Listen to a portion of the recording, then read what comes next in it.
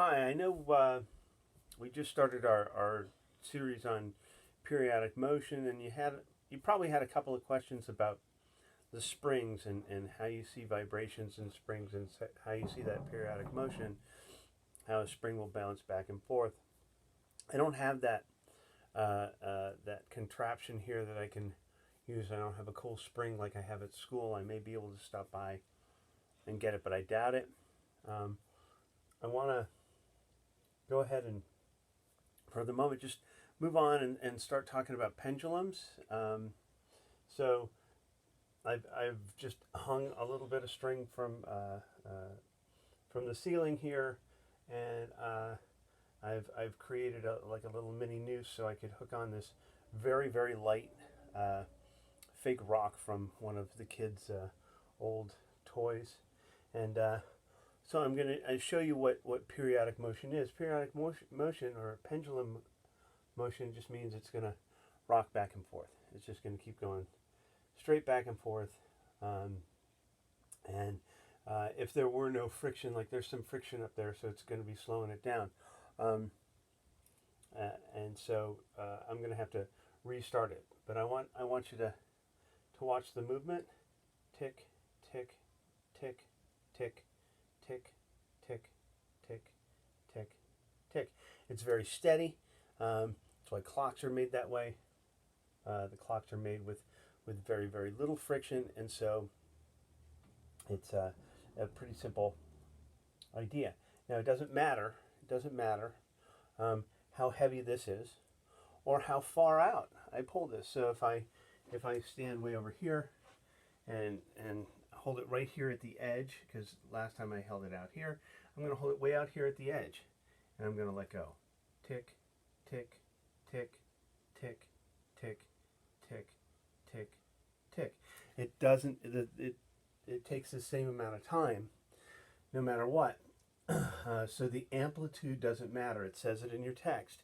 It doesn't matter what the amplitude of the pendulum is, and that's just the back and forth motion. Doesn't matter how far away you pull it, you still get the same amount. Now I'm going to grab my next object, which has more mass. It's a heavier object. It's an old flashlight. I'm going to hook it on here. Going to do up the noose, and I'm going to show you it doesn't matter even if I pull it here. Tick, tick, tick, tick, tick, tick, tick, tick. Even if I pull it way out here. Tick, tick, tick, tick, tick, tick. Okay, so if I pull it out here, there's more gravitational pull to pull it down to the ground, so it's going to move faster. Okay, it's going to accelerate more. It's going to have more speed, but the amount of time it takes to go back and forth, make one complete wave or one complete revolution, it's all set. It's going to be the same amount of time going back and forth. Now, what happens when I change the length? That's the big idea. So if I change the length of my pendulum, and I'm going to have to wrap it around a couple of times to make it real short. Pardon my reaching up here.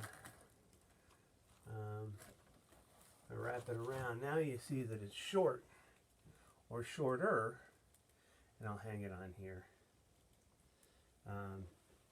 And we can count it again, and we'll see. Tick, tick, tick, tick, tick, tick. A little bit faster. If I wrapped it around again, it would go even faster still. And I'm going to wrap it around one more time just to decrease the length. Nuts and bolts. Why does that take me so long? And we'll really see the difference from that original. The original was tick, tick, tick, tick. And now we're going to see it's going much faster. Tick, tick, tick, tick, da, da, da. Okay? So that's the whole idea. That's pendulums. The mass doesn't matter. The amplitude of the wave doesn't matter.